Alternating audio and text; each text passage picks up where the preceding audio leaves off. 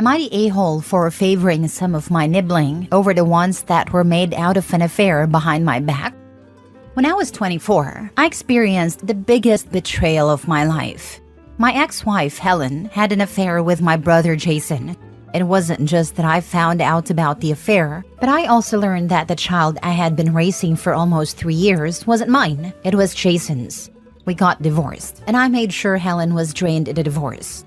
After the divorce, Helen and Jason got married, and I told Jason he was dead to me. I made it clear that whatever kids he had in the future would never be considered my family. Fast forward to now, Jason's oldest kid is 15. I don't interact with him or his other 3 siblings. I'm not rude to them, but I keep it civil at most. I won't lie, I favor my other nieces and nephews from my younger sister over Jason's kids. I take them out, buy them things, and genuinely enjoy spending time with them. I love them with all my heart, and I know they love me too. I'm not married and don't plan to be again, but I'm in a long-term relationship and have a well-paying job. Because of that, I can afford to spend on my nieces and nephews, and I don't hesitate to do so, within reason of course. Recently, I bought my nephew Tyler a new monitor and PC. He's really into gaming, and his whole setup was getting outdated. So I thought he could use an upgrade. A couple of days ago, I took him out, and when I went to pick him up, Jason and his family were there. I ignored Helen and Jason, said hi to my sister and the kids, and left with Tyler. When we got back, Tyler was, of course, excited and showing off the new gear. I could tell Jason's kids were jealous, but that's not my problem. Tyler went upstairs to set it up, and Jason and his family left. Later, my sister pulled me aside and asked if I could stop buying expensive stuff like that in front of Jason's kids, because it hurt their feelings. I told her that wasn't my issue. In the real world, they're going to see other people getting things they can't have, and they'll just have to deal with it. She accused me of punishing them for what Helen and Jason did, but I told her I wasn't. We went back and forth, with her asking if I was punishing innocent kids. I told her again that just because I wasn't spending money on them didn't mean I was punishing them. I got frustrated and told her if she was so worried, I could stop supporting her kids and give that money to Jason's kids instead. That shut her up, and I left. Later, she called me and said she just felt bad for them. She understood why I wasn't close to them, but mentioned how often Jason's kids ask why I hate them and why they can't have fun with me too. She asked me to at least consider building a relationship with them, even if I don't spend money on them. I don't understand why I should feel obligated. I don't owe them anything. They have 2 other uncles and 2 aunts, so it's not like they're deprived of family. Why should I force myself to spend time or money on kids that were born out of an affair? To me, that's all they are, especially the one I raised for 3 years. It's also infuriating that they only told me about the affair because Jason finally wanted to be a dad. What if he had never decided that, and I ended up raising another man's child for even longer? Now they expect me to put my feelings aside again? I already did that during the divorce, when my parents and siblings sided with Jason and Helen, just because she was pregnant. The only person who supported me at my lowest was my sister, the one here now. I know she means well, but I'm tired of this situation. That's why I'm here. I feel like a mess and just need some outside opinions. What do you think? Now for the top comments. Don't cut off your relationship with your sister or her kids. But tell her that if she doesn't want things to be awkward with Jason, Helen, or their kids, she should make sure you never run into them at her place. If they drop by unexpectedly when you are coming over, she should text you so that you can stay away. And she should tell her kids not to brag to their cousins about stuff you give them. Jason and Helen's kids should absolutely know the history of why you don't have a relationship with them. The 15-year-old in particular is old enough to understand. It won't be pleasant knowledge for them, but somebody needs to tell them that you don't just randomly hate them because of something wrong with them. Kids tend to assume the worst about themselves, and it's not fair to them to let them go on thinking they did something to alienate you. I'm not saying you should push yourself to have a relationship with them, but they deserve the truth, in an age-appropriate way. So true. Kids often blame themselves when things are not right. Share the truth with them, and let their parents explain what garbage they are to the kids. The fact that the kids are asking questions points to the truth coming out sooner or later. And that will hurt the kids even more, and it will be entirely their own fault. Not the a-hole. Your ex had a long-term affair with your brother and lied to your face daily the entire time she let you think the child you raised for almost 3 years was yours when it was his. Why in the world would anyone think you would want anything to do with your ex and your brother? And as there is no relationship with them, why would you have a relationship with your children? Yes, it is sad, but innocents are sometimes the victim of the poor decisions made by their parents. I wonder if your sister's husband came home, told her he was leaving her for her other sister, then had kids with her other sister. Would she run right out and have a loving relationship with those kids? Next story. Am I the a-hole for giving my son a down payment on a house but not my daughter? I have 2 kids, a son and a daughter. My son is a hard-working guy, been saving up for years, but he is struggling to get a house in today's insane market. My daughter, on the other hand, married a wealthy guy a few years back. Her husband's family is loaded, and they live in a big fancy house that, frankly, makes ours look like a shack. No shame, just reality. My son finally found a place he loves, but he was short on the down payment. My wife and I decided to help him out, give him some cash to make it happen. We're not talking millions here, just enough to get him over the line. He's super grateful, and honestly, it feels good to be able to do that for him. Now, my daughter heard about it and she's furious. She's accusing us of favoritism, saying that we never gave her any financial help like this. Thing is, we did help her a lot in the past. She was kind of a mess growing up, always getting in trouble, dropping out of college, even a stint in rehab. We spent a small fortune getting her life back on track. And when she married into money, we thought, great, she's set now. We're not exactly rolling in it ourselves, so helping her husband buy a 3rd vacation home is not on our list of priorities. Now she's telling everyone I'm playing favorites and it's driving a wedge in the family. I don't think it's unreasonable to help my son get a house when he's starting from scratch, especially since we've already given her so much support over the years. So am I the a-hole here, or is my daughter just entitled? Not the a-hole. Tell her that you have supported them each financially in the way that they needed. She got rehab, and he got a house. Or ignore her and don't explain it at all, because you don't owe an explanation to a grown adult that's acting like a spoiled brat. She doesn't need help with a house, and her brother does. Why is that a problem for her? He is just helping his son get on his feet. His daughter is already well off, so it makes sense that his son would need more financial support at this point. They already helped her daughter through rehab and getting to her feet. My parents helped my siblings by guaranteeing both their home loans. For me, they gave me $10,000 for a home, as after retirement they disqualify as guarantors. They babysat thousands of hours for my siblings, for actual kids and pets over ongoing 20+ years. But I have asked maybe 100 hours in total for my cats over 4 years. Yeah, count out the total in both hours and dollars. Bet the daughter is up thousands. I'm in recovery and went to rehab 5 times. My family spent at least $100,000 desperately trying to get me sober. They've gone to family days at some of these rehabs and spoken to their other families.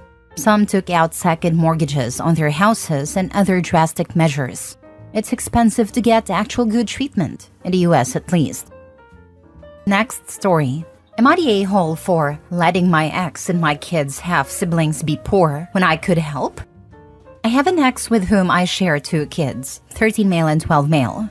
Our relationship did not work out and we broke up 7 years ago. Since I was the financially stable one, she wanted me to have full custody. I have had full custody ever since. She has visitation, but she only uses it intermittently. Quickly after the breakup, she started dating a guy with money. He is from overseas. She quickly got pregnant by the guy and they had a son. The guy did not want to raise someone else's kids, so she moved 3 hours away and completely stopped seeing our kids for almost 2 years. It turns out the guy's money was actually family money, and when his conservative family found out about my ex and the baby, they cut them off. Also, their son had some developmental issues. She got pregnant again, and a few months later, her boyfriend left and returned to his home country. She is now 6-ish months pregnant with no job and taking care of a special needs kid. She called me last week and asked me for financial help. They're living out of a motel and she is running out of money. I have a lake house about 30 minutes from her. She asked if she could stay there. I said no. She asked if I would send her money. I said no. She called me an a-hole. She said that I am letting my family suffer unnecessarily when I have the means to help. I told her I have no obligation to help, and we have been arguing ever since. Am I the a-hole? Not the a-hole. You have responsibilities to your kids, as did she. But she doesn't have custody, so let's say that's not part of this particular question. You do not have responsibility to your ex or any other kids she has. She can call you anything she wants. She's your ex. You can't facilitate visitation or anything else that's for the benefit of your two children. But it's more than reasonable to say no to anything else. She needs to chase the other kid's father or other family down for their support if she can. Correct. My ex has kids with a new person. I have no desire to meet them. My son occasionally interacts with them, which is fine. But I have no obligation or responsibility in that. They have two parents. I'm not one of them. Did she have second thoughts before leaving her own kids for another man? No. She was heartless, so then now she can't request anything. Have you ever contacted your lawyer when she moved and dropped contact with your kids? It might be a good idea. Protect your children from this on and off relationship. It's not heating emotionally. Basically was told that it is virtually impossible to remove visitation rights without some evidence of abuse. That might have been good advice at a time, but with a history of abandoning the children for 2 to 3 years, moving away, still not really actively pursuing visitation, etc., I would disagree that you can't have visitation dropped, especially if your kids aren't interested in seeing her. As you've indicated that you are financially stable, it would be worth consulting with an attorney. Protecting your biological children trumps all. Just my thoughts. The people who told me it was basically impossible are my attorneys. Next story. Am I the a-hole for refusing to cancel my vacation after my brother demanded I pay for his emergency surgery instead? So here's the situation. I, 30 female, have been planning a 2-week vacation to Europe with my partner for the past year. We've both saved up a lot of money for this trip, and it's a big deal for us because we've never been on a major vacation together before. The flights, hotels, everything has already been paid for. Last week, my brother, 35 male, called me in a panic, saying he needs emergency surgery for a dental issue. It's not life-threatening, but his tooth infection is bad, and it needs to be dealt with soon. He doesn't have insurance due to lifetime of bad financial decisions, and the procedure is going to cost about $10,000. He asked me to loan him the money, but there's no way I have an extra $10,000 lying around after paying for this vacation. When I told him that, he got mad and said I should cancel my trip to help him, since family comes first. He even suggested I ask for refunds on the flights and hotels, as though that would magically solve the problem. I told him I felt bad for his situation, but I wasn't going to cancel a trip we'd been planning for a year over his poor financial choices, especially when this isn't a life-or-death situation. He lost it, called me selfish, accused me of abandoning him in his time of need, and got our mom involved. Now my mom is pressuring me to cancel and help him out, saying it's just a vacation and I can always reschedule. But I don't think it's fair that I should be expected to sacrifice something I've worked hard for because my brother can't handle his own responsibilities. Am I the a-hole? Is he lying about the cost to drain me of money or something? Now for the comments. And how much is mom contributing, since she's butting in? The dentist has payments planned too. Care credit is a thing, and I want to know what dental procedure costs $10,000 that deals in infections, because I've been through a load of dental procedures, and none of them came close to that amount. I used to be a dental assistant. There is no emergency that is $10,000. A tooth extraction with bone graft and implant don't cost anywhere near that much. My first thought was that this procedure isn't going to cost that much.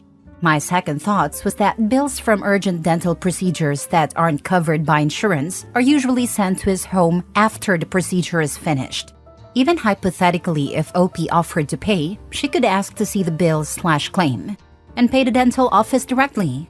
My third thought was that the brother probably would have demanded that OP pay him directly and not the dentist, which is a total BS because he doesn't need the money for a dental procedure. He chose a dental procedure because it's not like OP can open his mouth and check that the surgery actually happened.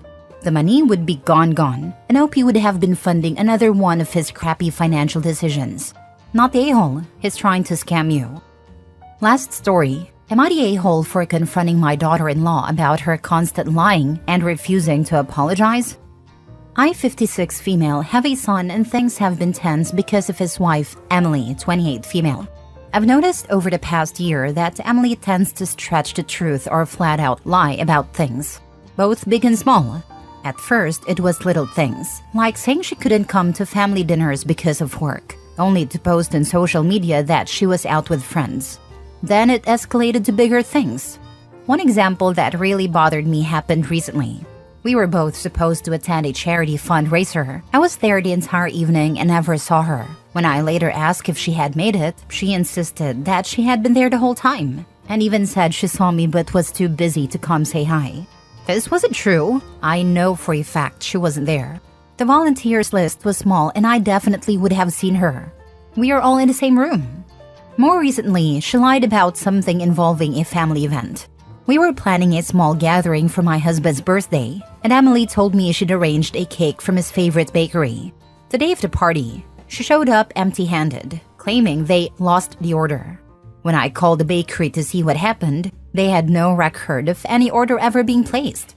That was the last straw for me. I pulled her aside later and confronted her about her constant lying.